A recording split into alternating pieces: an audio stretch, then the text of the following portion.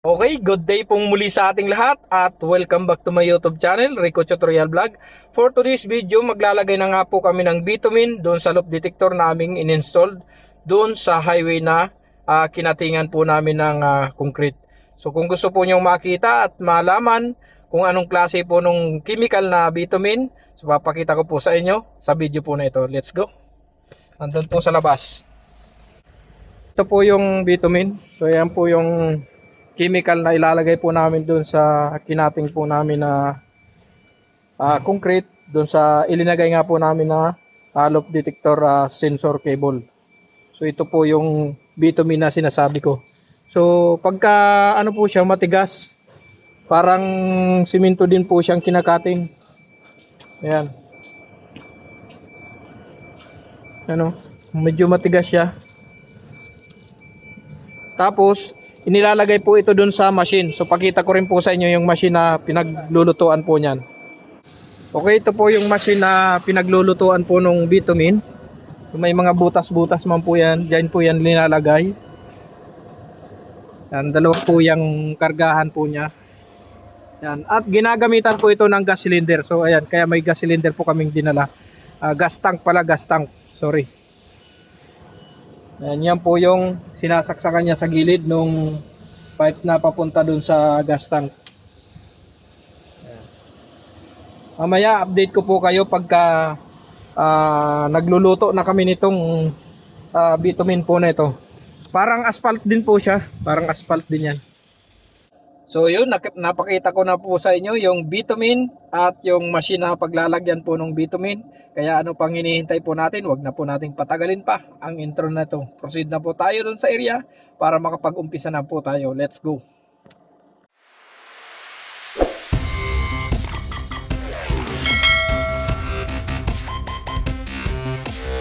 Sa part nga po ng video na ito ay andito na po kami sa area na kung saan dito nga po kami maglalagay ng chemical na bitumen.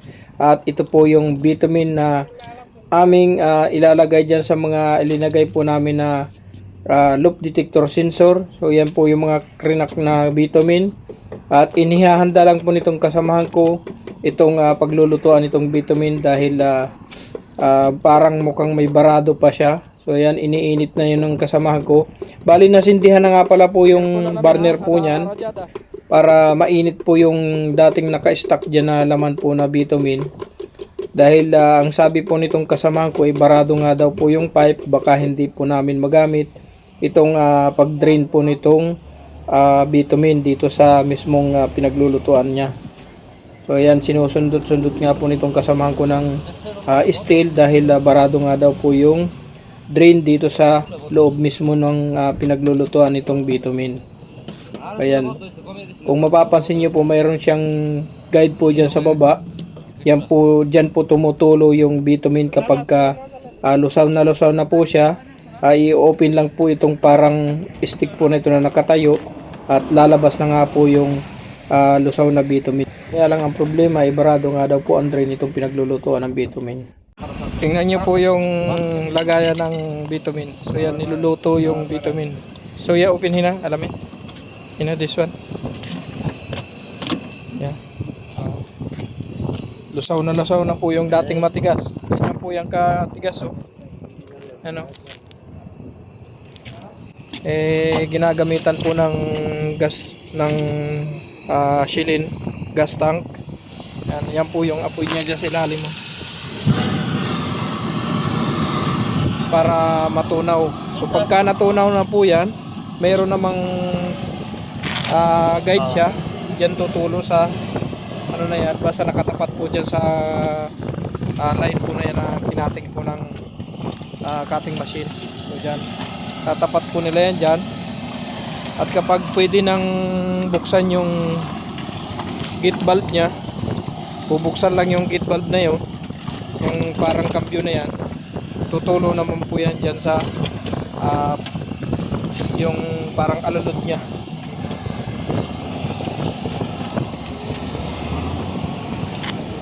Ada ready, alamin?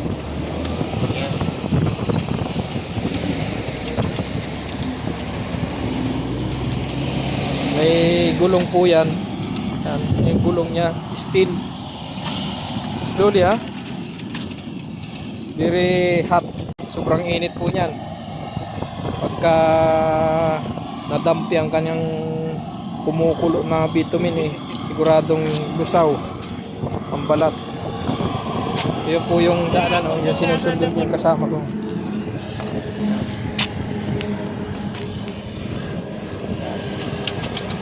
Gusto niya para lumabas yung bitumen.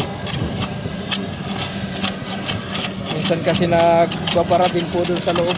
May pipe po yan na labasan niya yung sinusunod na yan.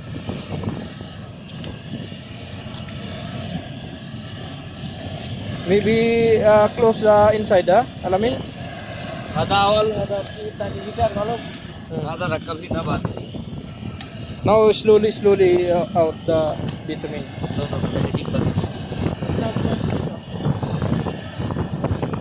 Here start here. Here we start going here.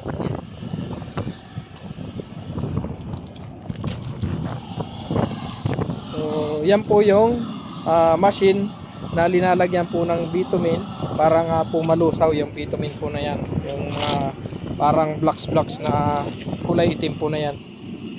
Yan, nilalagay po dyan sa maliit na machine na yan at niluluto po gamit po yung tangke ng gasol. Yan, medyo matagal lang po maglagay nito dahil kailangan mo munang lusawin yung bitumen na matitigas na yan, natapat pa po sa panahon ngayon na taglamig, kaya medyo matagal po talagang malusaw yung bitumen na yan na matitigas na yan. Taglamig po ngayon dito yan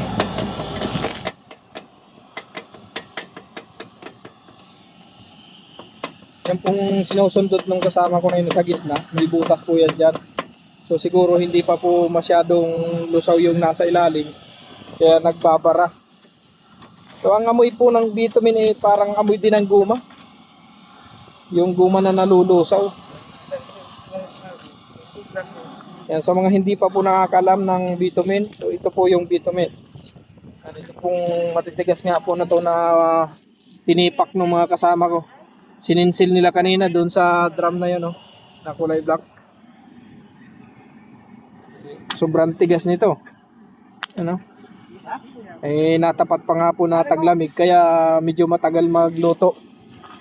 So sa mga gustong dyan, mag-apply ng operator, available kami. Operator nitong maliit na machine.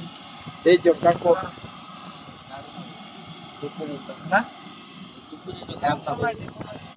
Okay, mamaya update ko na lang po kayo kapag nalagyan na po ng bitumen ang bawat square na lalagyan po namin ngayon. So ang naka-line up po ngayon ay itong unang 4 na square na unang natapos po namin, kasi nilinis na po nila yan. Yan, nalinis po nila ulit yan dahil siyempre sa magdamag po na dumaan, siyempre may hangin po na malakas po yung hangin, kaya kailangan linisin po ulit yan para matanggal po yung alikabok na pumasok dyan. So ngayon nalinis na po nila gamit po yung blower po na ito. Kailangan nga po namin itong generator na ito para mahanginan ulit po itong mga nilinis namin. Actually nilinis na po namin yan kahapon. Kagabi po medyo malakas po yung hangin kaya pinalinis ko po ulit dahil may mga pumasok ulit na mga alikabok dyan. So ayan, update ko na lang po kayo pagka nalagyan na po itong unang 4 na square po na ito. Right? Kasi medyo matagal pa pong lutuan ang gagawin po nitong mga kasama ko. Kasi malamig po yung panahon. Natapos ng lagyan ng bitumen. So tingnan nyo po yung lagay namin na bitumen. Tumigas na yan. Yan. Tapos tatanggalin nyo po yung sobra-sobra. Katulad nyan, Bali hindi po kasi gumana yung drain nung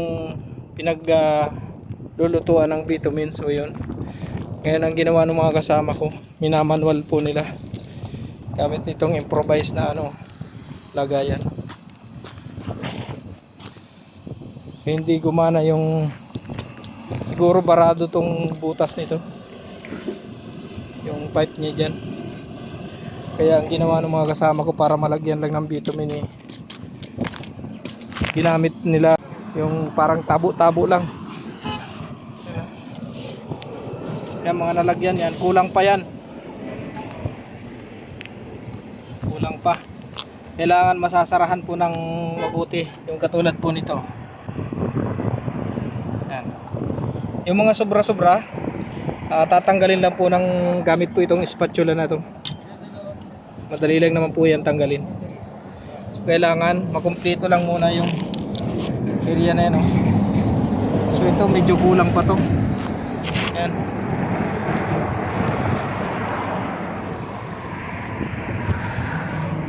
So pangalawa pa lang tong square. Oh. So ang natapos na itong unang square na itong nasa harap. Ayan. Meron pa nga ditong konting kailangan repilin eh. Kailangan lagyan pa rin to. Kasi medyo lubog pa siya. Kailangan papantay po ng katulad po nito. Kailangan papantay siya ng ganyan. Ali, hindi nga po kasi gumana yung pipe ng machine po na ginagamit po namin. Kaya ito, manual yung ginagawa ng mga kasama ko. So ayan, update ko po ulit kayo pagka nakumpleto na po namin itong apat po na ito. Dahil medyo malakas naman po yung hangin. Baka ang pangit na naman ng ano natin, boses. Mas nangingibabaw yung hangin.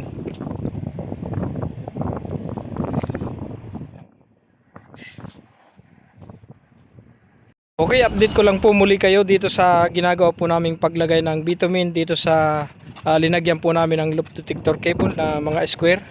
So yan, ito mga natapos na po namin. Yan, natapos na po namin ito kanina pa.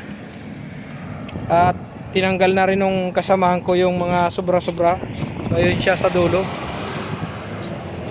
Ito na lagyan na rin po namin. Yan, okay na po yan.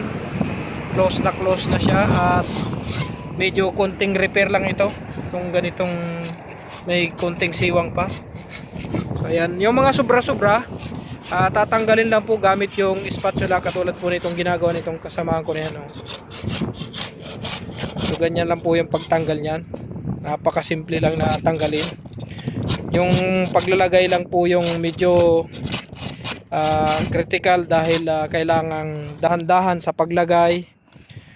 Dahil syempre po mainit po yung bitumen. So yun, meron pa kami ditong pinakukuluan. Yan, pinapakuluan pa namin dahil lalagyan pa namin itong isang square po na ito. Dahil mayroon pa pong laman yan. Kailangan maubos yan bago namin itigil yung paglagay. Dahil malapit na po yung oras ng pag-close ng aming trabaho. Kaya meron pa naman tong konti. So yan, iuubos lang namin dito sa isang square po na ito para hindi po siya dyan tumigas sa loob po nung pinaglulutuan nitong bitumen. So yan, ganun lang naman po maglagay ng bitumen. So kailangan lang ninyo ng ganitong machine, yung pinaglulutuan nyo mismo. Yan, kailangan nyo lang ng ganyan. At yung gas tank, importante yan para makaluto kayo ng bitumen. So ayan, ito na po yung finish ng ginagawa po namin. So after po namin malinis yan, so okay na yan. Yan.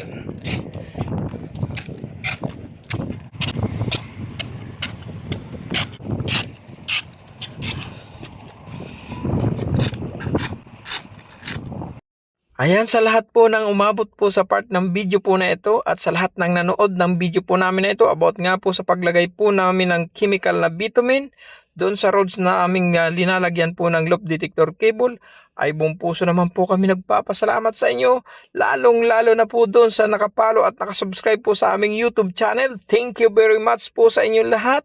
At syempre sa mga hindi pa po nakasubscribe at nakapalo sa aming YouTube channel, ito po yung aking YouTube channel, Rico Tutorial Vlog. At syempre, pakihit din po nitong bilol para updated po kayo sa mga upcoming video pa po namin i-upload. Maraming salamat and God bless pong muli sa lahat. Kita-kita po tayo sa mga susunod pa po naming video.